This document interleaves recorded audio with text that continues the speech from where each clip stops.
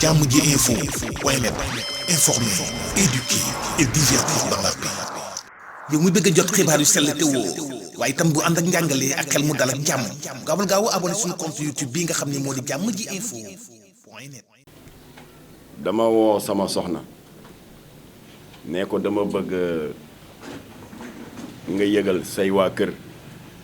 donte la jéggal naa leen ci déplacement bi que dama am gan gu mag a mag soxna si ne ma gan googu kan la ma ne ko sa nijaay mu ne ma ah sama ban nijaay ma ne ko yow naka la sa yaay tudd mu ne ma Marie Thérèse Sagna ma ne ko gan gi fii ñëw Guy Marius Sagna la tudd kon sa nijaay la ana mami newul mu ngi ci kaw boo bala mami boo wàccee boo paree da nga ñëw nuyu sa nijaay egsi na alors kon xarit la mbokk la goro la waaye surtout nag c'est un compagnon de lutte contre l'injustice sociale et politique te dina am ay firnde yu ma ci joxe léegi ci boobu wàlla dafa am benn dignitaire de la collectivité lébu boo xam ne la muy magal nekk mag yëpp yàlla daf ko xiir mu bëgg di doxantu dans les réseaux sociaux dafa am bés defe naa ajjuma bii la ba ko jiitu ñu dajee julli juma mu ne waaw jarbaat ma ne ko ah mu ne man daal dafa am lu ma xaw a jaaxal say affaire ma ne ko ah mu ne man chaque jour damay visiter sa page Facebook waaye yow bu Guy Marius Sagna xurfaane sax nga dem defal ko éditorial naan ñaanal leen ko ndax mu gaaw a wér bu Guy saqatee sax nga dem def ci benn publication waa sa diggante Guy lan la ma ne ko ah yàlla ma booleeg moom de ndax li ma gëm la gëm li may xeex lay xeex mu ne ma ah bon ma ne ko ah du yónnee woon naa la débat de 2 heures de temps bu ma am ak Guy Marius Sagna waaw loo xew fii ci DTV ak journaliste bu ñuy wax Kader maa Guy rek ñoo nekkoon ci plateau bi 2 heures de temps thème bi lan la woon c'était pour dénoncer les conditions inhumaines de détention dans les prisons ndax moom daf ko dund de l'intérieur man ma dund ko de l'extérieur parce que ñi fàttaliku tuuti jaar-jaaru Jamra yéen fàttaliku kawomi yi fi nekkoon les centres d'adaptation et d'orientation pour mineurs inadaptés ñun ñoo nekk la première organisation de la société civile yoo xam ne chaque tamxarit ni suñu mbokku catholique yi di màggalee le 31 décembre muy fin d'année ñun yawmal ashura mooy fin d'année musulmane chaque fin d'année ñu dem yóbbu fa ay cadeau mooy prison xale yi depuis lors nag suñu tànk mësul jóg kaso ñu ngi yóbbuy mbàjj ñu ngi yóbbuy lekk kon Guy daf ko dund de l'intérieur ñun ñu dund ko de l'extérieur ma ne ko suñu jàkkaarloo bu mu mujj maag Guy ci chaîne télé bi ma leen doon wax léegi ñu doon dénoncer non seulement les conditions inhumaines de détention waaye la corruption bi am ci biir kaso bi et on a donné des éléments corruption surtout en matière de sélection des bénéficiaires des grâces présidentielles parce que grâce présidentielle dañ koy commerce boo dee néew doole rek dee nga doo ci bokk et lors de cette émission en direct j'avais pris à témoin le secrétaire général du Batona maître Mbaye Sène il nous a rejoint ci suñu position maag Guy Marius dafa ne naka jekk ñoom itam seetlu nañu ne que bu ñu demee ba war a joxe grâce présidentielle yi mais am na ñu ciy bénéficier ñoo xam ne seen dossier ça n'a pas encore été estampillé du sceau de l'autorité de la chose jugée parce que grâce présidentielle amoo ci droit bu fekkee da nga nekk en détention préventive grâce présidentielle amoo ci droit bu fekkee da nga ne en détention provisoire te kenn atteegu la waaye Sénégal da ngay gis ku ñu atteegul ñu gracier la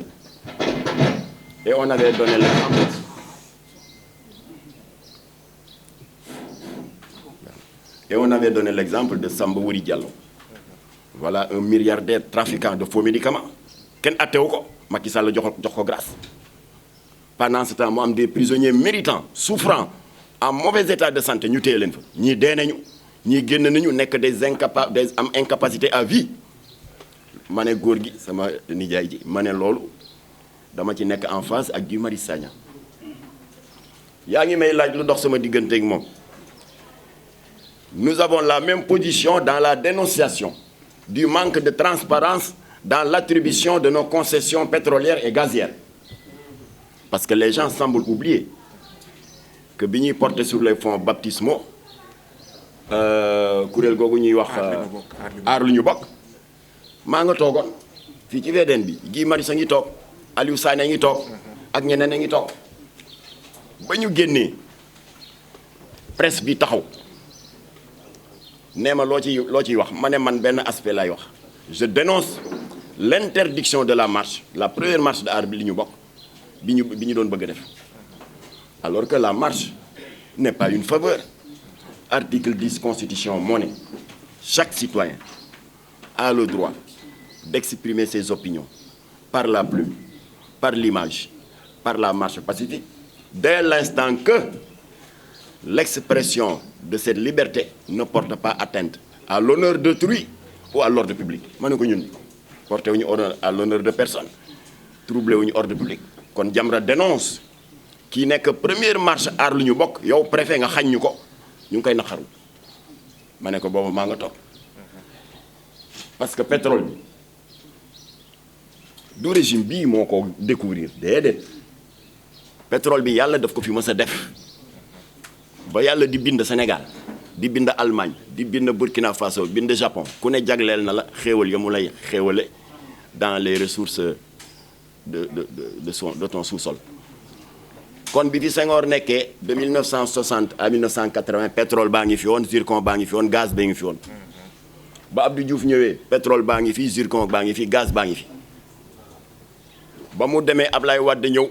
yooyu itam mu nga woon ci suuf si waaye ñooñu yàlla wërsëgalewu leen ñu gis ko kon ñii dañu ko gis rek mais moomuñu ko kon amuñu droit tëju di nasa ko nocci ci loo xam ne dañ ko bokk ak ñëpp voilà ce qu'on avait dénoncé ba ma ko defee nag ndeysaan mu am sama benn mbokku talibé bu jegee Macky Sall yàlla na ko yàlla yërëm Cheikh Bamba Ndiaye nde woo ma président de dafa xaw a jaaxle ma ne ko ci lan mu ne li Jamra dem intégré aar lu ñu bokk ma ne ko aar lu ñu bokk mais gisuma wax ju gën a bari jàmm loolu nañu aar la ñu bokk ma ne ko nee ko maa ngi koy gërëm waaye il est le bienvenu dans aar lu ñu bokk ndax moom ci la bokk loolu laa tontu Bamba Ndiaye Bamba ne ma Macky Sall nee na comme que yéen li ngeen di kaas yow Jamra ñoom Guy Marius et cetera manque de transparence ngeen wax ne amul dans l'attribution de nos concessions pétrolières et gazières maa ngi leen di yëgal ne taxawal na COS énergie le comité d'orientation stratégique de l'énergie am na xew-xew bu ñuy war a def centre de conférence Abdou Diouf bu Diamniadio dañ fa bëgg a monter benn structure ñu bëgg a yéen ñiy kaas mais transparence amul ngeen ñëw am ndaw lu leen fa toogal lu ñuy signé ngeen fekke ko lu ñuy joxe ngeen fekke ko ma ne ko waa d'accord mais li ngeen jote joxe nag mu ne waa ñëwal rek ma daal di dem parce que il faut être logique avec soi-même doo kaas dara ne kenn mayu ma xool ñu ne la kaay xool nga ne non maa bañ c'est irresponsable ñu Jamra réunion Imam Massamba ne demal nga représenté ñi ma daal di dem may xool société civile bi yëpp gisuma fa kenn ku dul Birahim Seck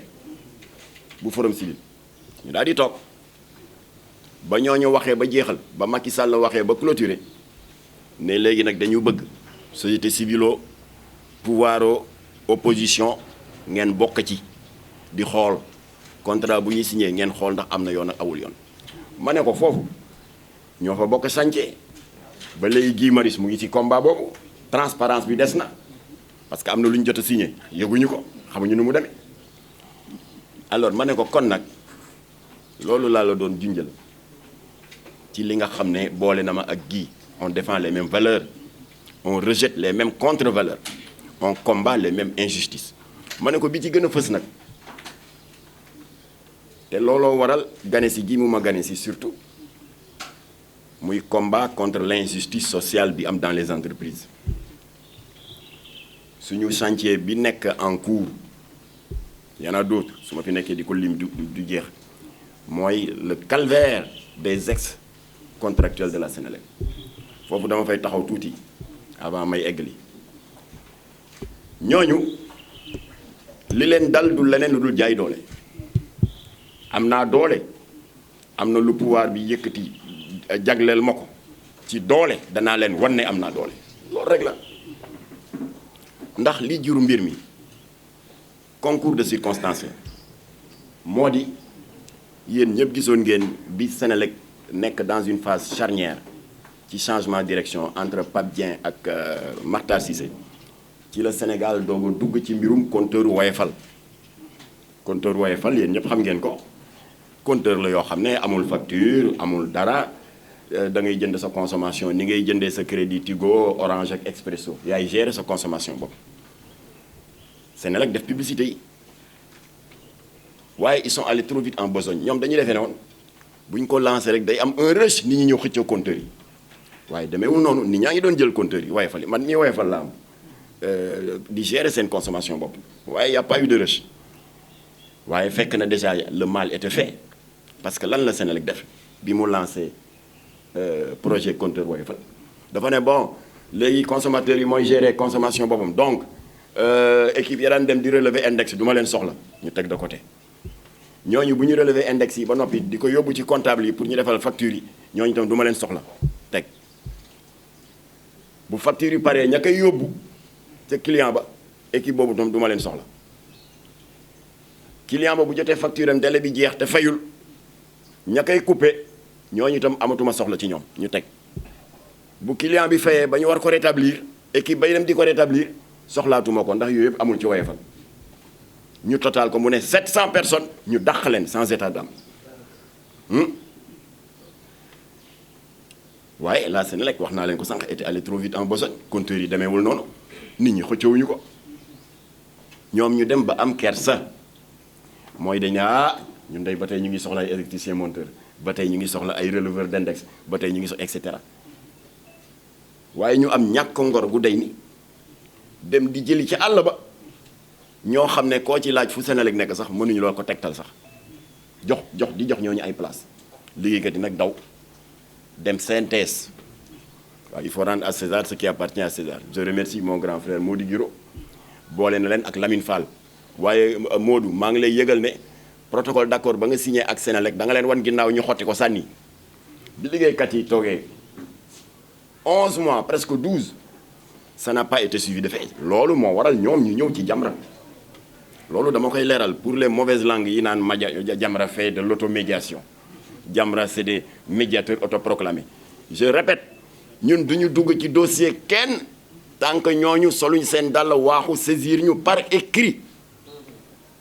candidat jóg nga naan ko foo bokk ak da ngay sax si kii mag sa jabar day muuroo kii sëñ Fallou toppatoowul sax naan est-ce que Senghor dina dem église ak toppatoowu ko moom mu ngi doon xool comme qu'on devait faire les premiers pas de notre indépendance gi xoolal affaire bi on devait faire les premiers pas de notre indépendance moom ci baatin xam na ne kii yelloo pour Sénégal def jéego yu jëkk kii la mu ne jàppale leen ko waaye ne ko fi naan bon kii musulman la docteur yooyu kon nag loolu bii da nga koy garder kon nag gi foofu jaar naa fa ak gars yi ba ma expliquer loolu booy APR yi waaye terewul ñu revenir à la charge ne pas Jamra bi day coow rek mais c'est un pro Sonko caché ma ne leen waa maa tey wax ji fin expliqué naa ba sonn ma ne leen maa tey alors kon nag gi voilà le Sénégal avec ses complexités mais voilà le Sénégal avec sa culture permanente du naféqisme te heureusement yow njàccaar nga sóoraali nga loolu ba tax na kon le conseil fraternel bi ma lay jox ci combat bii ngay def et avant ma lay jox conseil fraternel bi ma waxee waa APR yi ne maa tey na ngeen je suis un professeur nga caché maa tey bi ma leen ko waxee ba yàgg je me suis ressaisi ma ne bon je vais pousser la pédagogie plus loin bu ma découragé ma ne daa leen jox exemple pour wan la ne ñun li ñuy combattre c'est l'injustice et quelle qu'en soit la victime bu yeboo mu ne pouvoir bu yeboo mu ne opposition bu yeboo muy un patron d'entreprise bu yeboo muy un employé injustice la Jamra di xeex. ma ne leen pour vous donner une illustration biñ fi wooye Khalifa Sall di ko jaabanteloo tribunal dans le cadre de la CREI, la Cour de répression de l'enrichissement illicite, que Jamra a toujours dénoncé parce que c'est une juridiction d'exception. Yooyu daan naam sa jamono Hitler ak jamono Mussolini les juridictions d'exception maanaam ñu jiiñ la dara yow noo tudd ma ne la Assane yow sàcc nga ne ma man nu ma nekkee sàcc nga ne ma prouve-moi que doo sàcc xoolal boobu musiba loolu mooy juridiction d'exception dañu renverser la charge de la preuve yow mi jiiñ nit ki indil preuve ne sàcc la waaye nga jiiñ ko sàcc yàq deram ba pare ne ko indil ma preuve ne doo sàcc fu muy jëlee preuve fu mu ne doo sàcc on l'a toujours dénoncé ba ma ko defee ci Khalifa Sall ma ne booy APR yi on m'avait accusé d'être un pro Khalifa Sall ma ne ko beneen exemple parce que ñun injustice rek la ñuy dénoncer on l'avait dénoncé parce que Khalifa était victime d'injustice ma ne ko beneen exemple Bougane Gueye Dany bu Sen TV naka la ne candidat là pour la présidentielle 2019 rek saay yi dugg ci seeni laboratoire defar benn lettre avec papier en tête impeccable du Grand Orient de France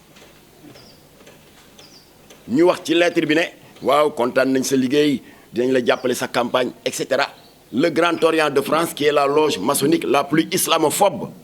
et la plus pro-LGBT d'Europe ñu dal ci kawam alors qu'il n'a eu que le tort de dire que candidat la mais yëf yi kenn daf ko moom Abdou Diouf yàgg na ko wax jàkk jàng ku mën na nodd waaye ku ne candidat la ngeen tam ko ndëm man mii maa monté au créneau j'ai fait Diine ak Jamono Walfadjri def naa ko RFM matin ci Babacar Fall démentir ko ba mu set te déggantewu ma sax ak Bougane waaye le fait qu'il soit victime d'injustice ñun on a horreur de l'injustice ñu dénoncé ko ma daal di ne booy APR ici foofu yëpp c'est chercher loin ma ne leen seen leader yéen Macky Sall fan ngeen newoon en 2007 quand il avait été victime d'injustice te ses collègues de libéraux ne dañu koy xeex pour le débarquer du perchoir parce que ñoom xam nañ ne que en plein mandat mënuñu ko woon jële ñu jaareele ko par le système de pétition suñu député bi on ne le doit à personne Jamra moo xeex parce que je précise que Jamra dafa am une branche politique bu tudd le RDS daal di def alliance avec la coalition Sopi Latif am benn siège yu député alors suñuy député kii yore pétition bi di wër député yi naan waaw président Abdoulaye Wade. Jàmm ji info point net informer, éduquer et divertir dans la paix. yow muy bëgg a jot xibaar yu sell te woo waaye itam bu ànd ak njàngalee ak xel mu dal ak jàmm gaawal gaaw abonné suñu compte YouTube bii nga xam ne moo di Jàmm ji info point net.